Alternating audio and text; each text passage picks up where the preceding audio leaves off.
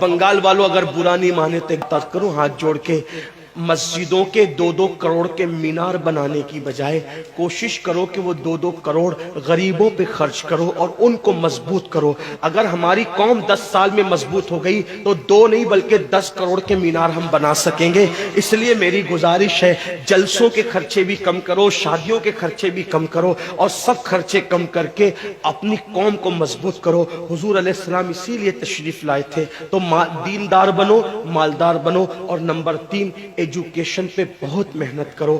کوئی بھی جاہل نہ رہے، کوئی بھی ان پڑھ نہ رہے، خوب پڑھاؤ اپنے بچوں کو۔ 10ویں 12ویں تک کبھی مت رکنا، بلکہ اپنے بچوں کو IAS بناؤ، IPS بناؤ، ڈاکٹر بناؤ، انجینئر بناؤ۔ ڈاکٹر بھی BUMS والا مت بناؤ بلکہ MD اور اعلیٰ سے اعلیٰ ڈگری دلاؤ۔ اب آپ کہیں گے مولانا پیسے نہیں ہے، میں آپ سے کہتا ہوں ہر سال عید پہ نیا کپڑا نہ بنانا پڑے نہ بناؤ، دھلے ہوئے کپڑوں پہ عید کر لو، لیکن اپنے بچوں کی تعلیم پہ خرچہ کرو۔ اسی طریقے سے کسی اور جگہ پر پیسے لگانے کی بجائے 10 سال اگر ان 3 نکات پر آپ نے محنت کر دی، دیندار بنو، مالدار بنو اور ایجوکیشن کو عام کرو، ہر بندے کو پڑھا لکھا بناؤ۔ آپ کہیں گے مولانا نوکری نہیں ملتی، میں کہتا ہوں ہم نوکری کے لیے نہیں پڑھتے، ہم اچھا انسان بننے کے لیے پڑھتے ہیں۔ اس لیے کہ پڑھے لکھے کی تجارت میں ان پڑھ کی تجارت میں فرق ہے، پڑھے لکھے کی گفتگو میں ان پڑھ کی گفتگو میں فرق ہے، پڑھے لکھے کے اٹھنے بیٹھنے میں ان پڑھ کے اٹھنے بیٹھنے میں فرق ہے۔ دیکھو آپ یہ نہیں کہتا ہوں کہ آپ سب ان پڑھو، لیکن ایک بات آپ سے کہتا ہوں، محفل میں پڑھے لکھوں کا انداز اور ہوتا ہے، ان پڑھ لوگوں کا انداز اور ہوتا ہے۔ کھانے میں، پینے میں، اٹھنے میں، بیٹھنے میں تعلیم کو عام کرو، دنیا بھی پڑھاؤ، آخرت بھی پڑھاؤ۔ اپنے بچوں کو اتنا علم دو کہ وہ مسلمان رہے، سچے مسلمان رہے، اور اپنی بچیوں کو بھی اتنا علم دو سچی پکی مسلمان رہے، اور اسکول، کالج، یونیورسٹی میں اعلیٰ سے اعلیٰ تعلیم دلاؤ۔ اور یاد رکھنا غربت کا بہانہ مت بناؤ۔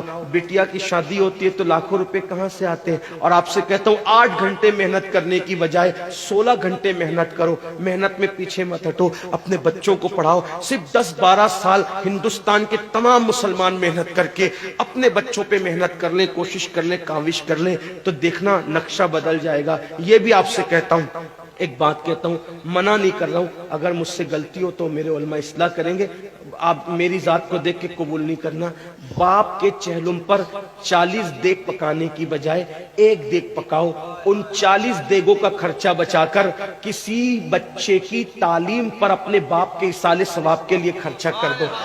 پیر صاحب کے مزار پر 1 لاکھ کی چادر لا کے ڈالنے کی بجائے 100 روپے کی چادر ڈال دو، باقی کے پیسے بچا کر غریبوں کی تعلیم پہ خرچہ کر دو۔ پیر صاحب کے ایصال ثواب کے لیے وہ اس 1 لاکھ کی چادر سے جتنا خوش ہوں گے، وہ 100 روپے کی چادر سے بھی اس سے زیادہ خوش ہوں گے، کیونکہ آپ نے کسی کو اٹھا دیا، کسی کو آپ نے ترقی پہ لے گئے۔ ایک بات کہتا ہوں، میرا پیر جنتی ہے تو میرے پیر کو میری 1 لاکھ کی چادر سے کیا غرض، اس کو تو جنت میں اس سے بہتر لباس مل چکا ہے، اس کو تو 1 لاکھ کا اس سے بہتر لباس مل چکا ہے۔ تو یہ باتیں تلخ لگے معاف کرنا، لیکن آپ سے ایک بات کہتا ہوں، رسومات سے نکلو، حقیقتوں کی طرف آؤ، رسومات سے نکلو، سچائیوں کی طرف آؤ۔ ایک دوسرے کو گرانے کی کوشش مت کرو، ایک دوسرے کو اٹھانے کی کوشش کرو، آپس کے جھگڑے ختم کرو۔ تیرا سلسلہ بڑا، میرا سلسلہ بڑا، تیری برادری بڑی، میری برادری بڑی، تیرا پیر بڑا، میرا پیر بڑا۔